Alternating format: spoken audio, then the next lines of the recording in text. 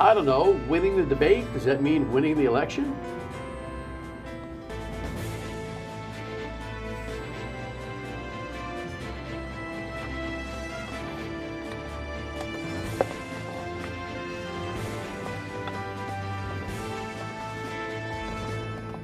The Dan Yorke State of Mind program is brought to you in part by Lookout Rhode Island and Takeo Comfort Solutions. My layman's answer is no. But my guest, who is a stalwart here on Channel 12 in the team, Joe Fleming, our lead pollster in the state, always reminds me that a poll is only a snapshot in time, but he's never told me what a debate means, what impact that has, and whether it's just a snapshot moment or whether it has lingering, long-lasting effects. In this particular case, we're talking about some 55 days from the debate itself. Anyway, Joe's going to join us momentarily. Great to have you aboard. Thanks very much. We had some miscellaneous races in Rhode Island for Election Day. Some of you are saying there was an election day. I said yes, there was an election day. There was a primary day. The key race being the Cranston mayoral race, and we'll offer you a thought on that a little bit later on in the broadcast. In the meantime, story that everybody either knows about or witnessed, headline here, this is the famous debate, and even that move set the tone. She had a little cotton mouth to start, but she found her feet, no doubt, but this was a planned move that I think in large part set the tone for that. Here's the network's recount of the event.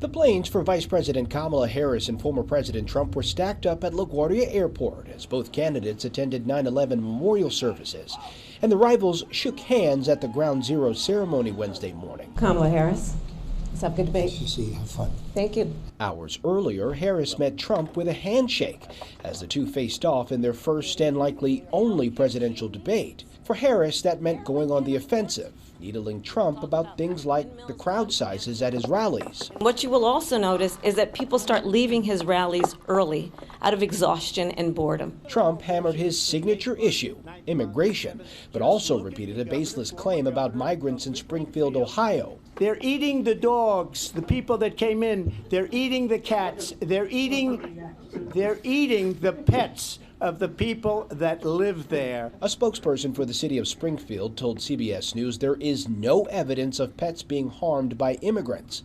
The false claim blew up on social media, dominating the post-debate comments from voters watching at home.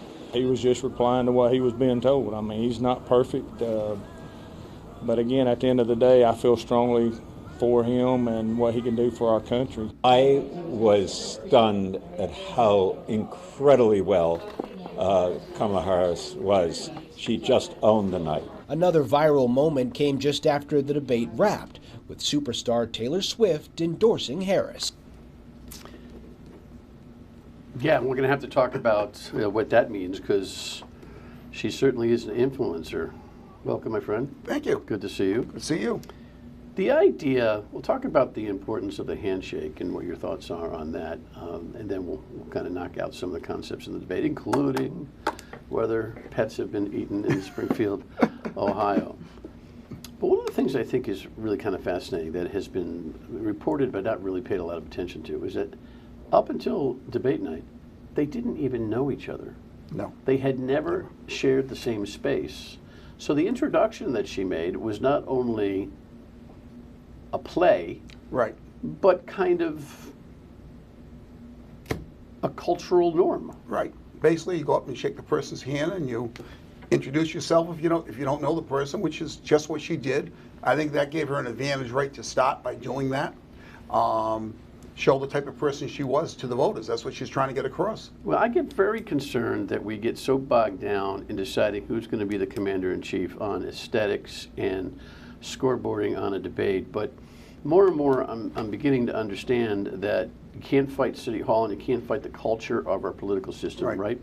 And that there are some signs of a person's character, humanity, disposition that will bear out over a 90-minute session like that. And for her to do what she did, and it didn't dawn on him, or their prep was to ignore her,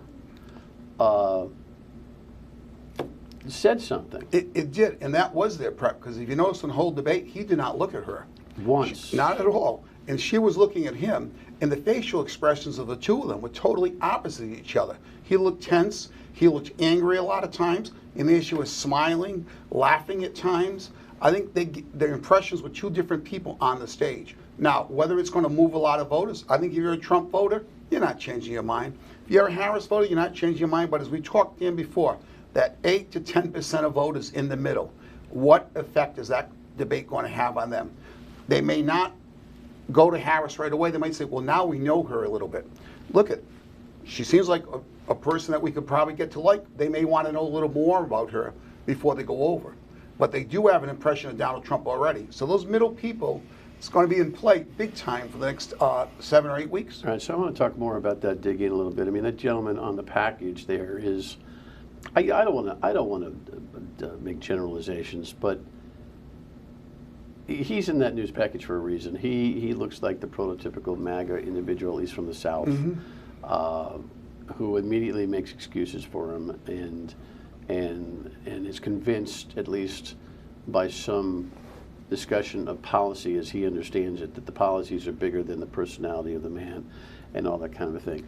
You're so quick, Joe, to tell us that this camp doesn't move. Right. This camp doesn't move.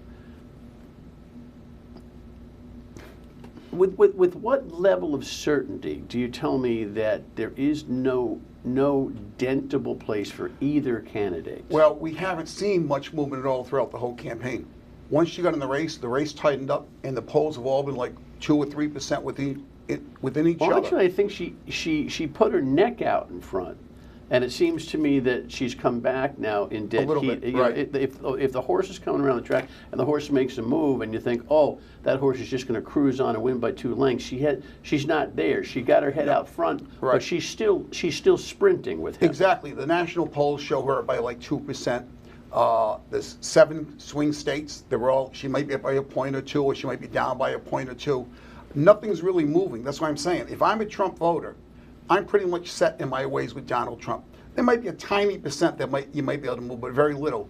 If I'm a Harris voter, you're probably not moving either, because you've already decided, I don't like Donald Trump, I'm not going to vote for him. It's that group of voters in the middle who they both have to appeal to. I think in the debate, Donald Trump appealed strongly to his base.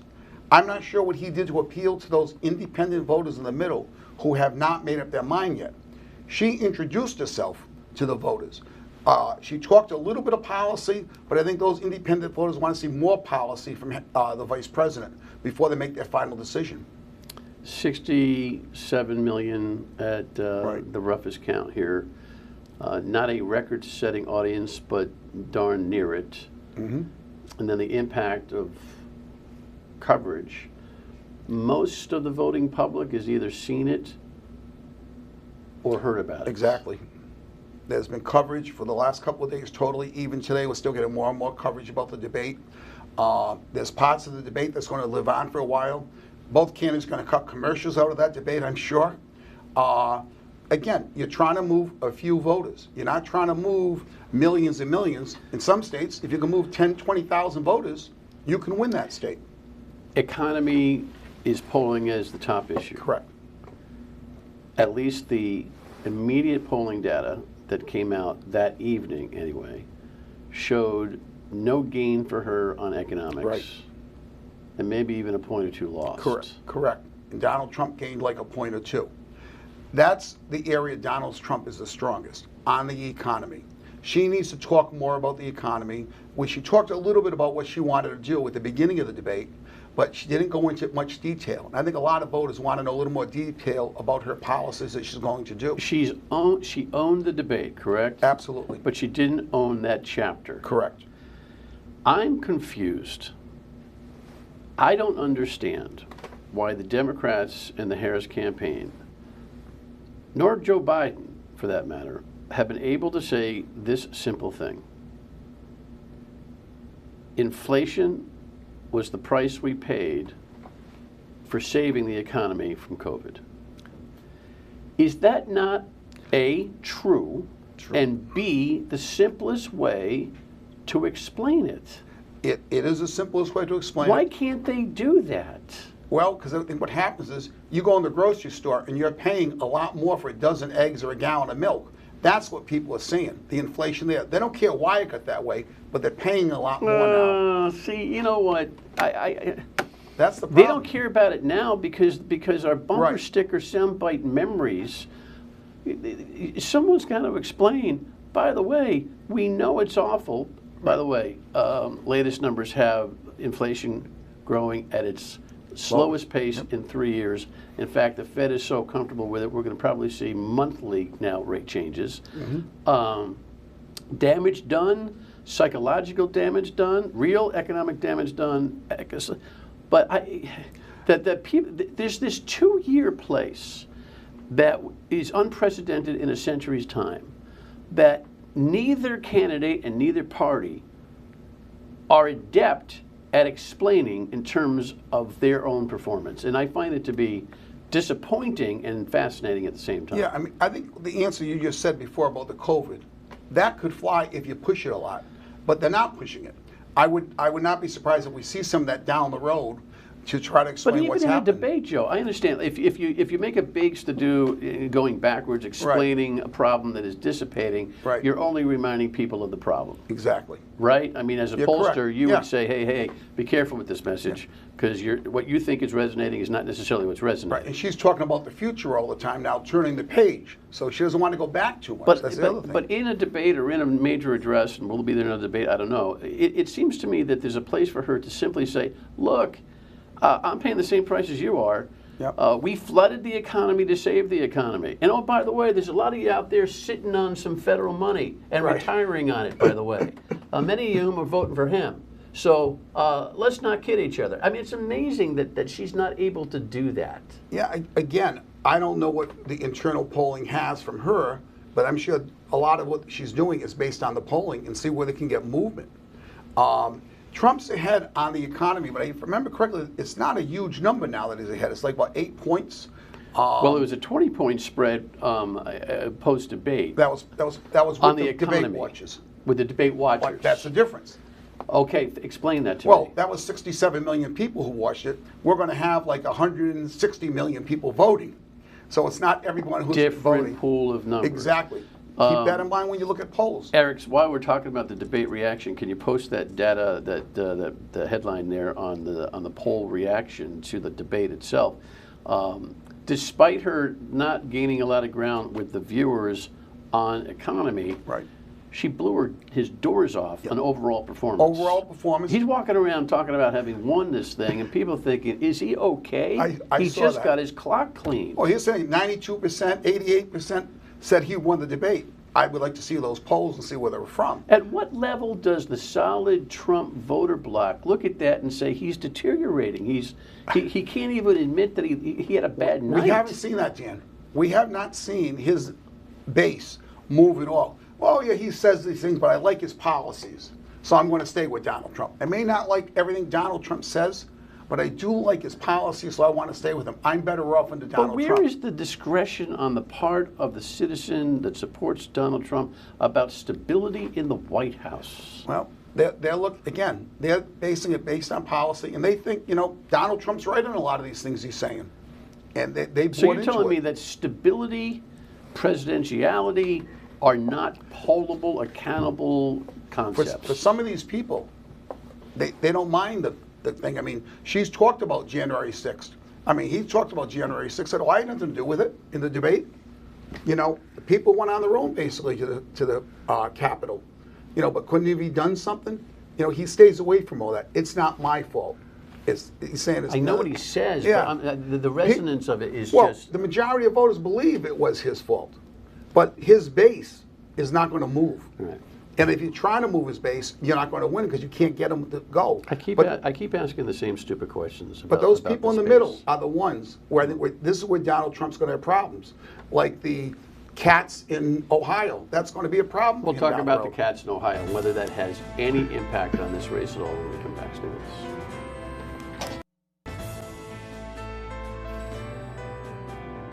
We wish to clarify that we have not been able to verify any credible reports or specific claims of pets being harmed, injured, or abused by individuals within the immigrant community. The news story regarding a cat being killed and consumed did not originate in Springfield. It actually involved a Canton woman who was arrested for animal cruelty last month. Rumors like this are taken away from the real issues, such as the issues involving our housing, our school resources, and our overwhelmed healthcare system. It is cringeworthy to experience something so ridiculous actually dominating news cycle coverage after. I mean, today, as we record on Thursday, which we do every week, and the networks are still at this. The mayor of Springfield had to make that statement. Yep. Does that one hurt him? I think it possibly could, because it was debunked before he even said that. And it was very well known it was debunked. He pushed it again, and now the media is playing that all the His time. own guy is the one, J.D. Vance is the one who really dug it out of the sand. Exactly. And J.D. Vance is still sort of talking that it's true. Does that go to credibility? Will we see that in the polls? It's a possibility. I think right now we're waiting to see, like Sunday or the beginning of next week, what the polls are showing. Is that when we? So this is where Joe's expertise is profound. Where is the timetable of impact from the debate? I would think that posters are going in the field probably Wednesday or today. They're going to poll for 2, 3, 4 days. And hopefully by the weekend, Sunday, I would think, which is when a lot of polls are released, they will come out with numbers that all were polled after the debate. We'll see national numbers, then we'll see numbers in swing states. That's the key. I saw one poll today, I forget who it was by, but it had her at 50 or 47. And I think it was people who watched the debate who said they were voting for. Which showed no movement from the last time they had it. Taylor Swift makes her statement inside the news cycle of the debate.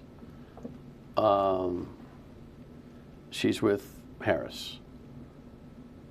Impact? Well, the impact is she told her supporters, go to .gov vote and register to vote. I think in the first 24 hours it was 330,000 young people went to that site. If they start registering to vote in some of these swing states, they could have an impact if they follow her lead. And I would assume that number is going to only get bigger as time goes on. More and more young people register. You take a state like Georgia, where Biden won by 11,000 and change, and if she gets like 10,000 people in the whole state, that could have a big impact in these really close states, Pennsylvania, Michigan, Wisconsin. You don't know. I mean, a lot of times people's endorsements don't do very much. But she has such a strong following, it may have some impact on this race. All right, when we come back, I want to talk about how much cushion does Kamala Harris have to actually win the Electoral College. Stay with us.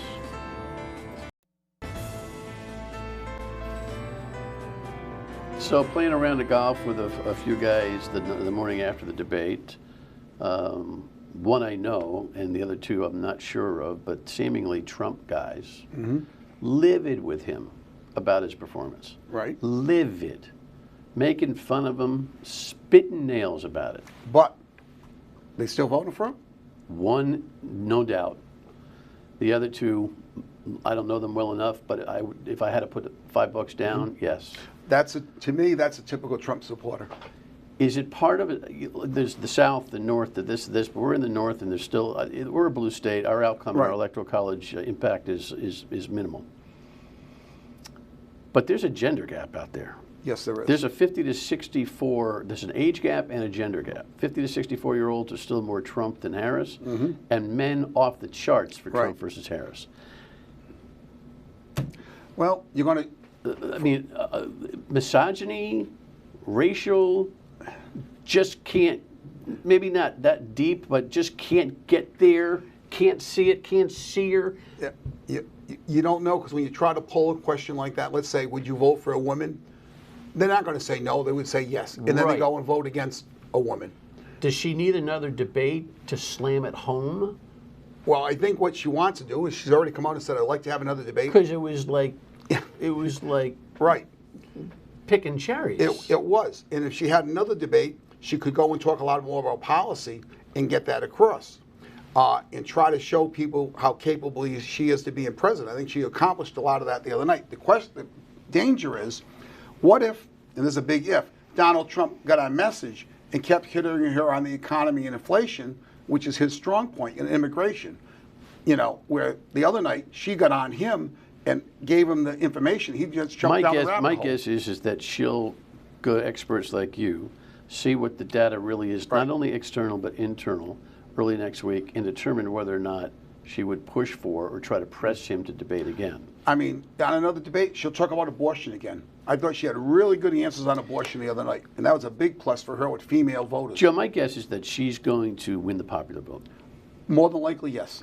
How many millions and/or how much pollable data point does she need to lead by to win this electoral college? Well, I think we saw 4 years ago, and even 8 years ago, Donald Trump produces better in the election day than he does in the polls. Now, the question is that still going to be true now? We saw in Wisconsin 4 years ago that there was an outlier poll that had Biden up by 17 points. That was an outlier. He won the state of Wisconsin by what 22,000 votes? You know, so she needs to have, 4 or 5 point leads in some of these states if the people are still the way they were. Those states.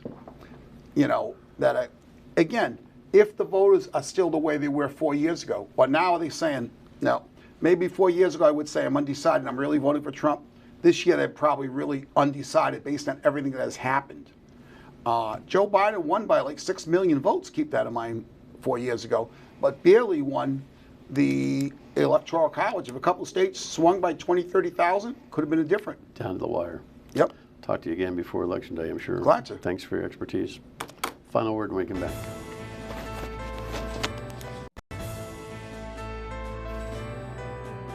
You don't have to be reminded that politics is a tough business. Take a look at the Cranston primary for mayor. First of all, I was surprised that there was one. But Barbara Ann Fenton Fung, wife of the former mayor, a Republican, went after the incumbent Republican. It was a lot to bite off, and she decided, because I'm guessing the city's pretty well run, that she would go personal. She went after his family. He had enough, and he did some flyers that kind of played fast and loose with her political record, which hurt her and painted her as a liberal. Even local politics can be tough. Got to be careful about what race you decide to run. She learned her lesson. See ya.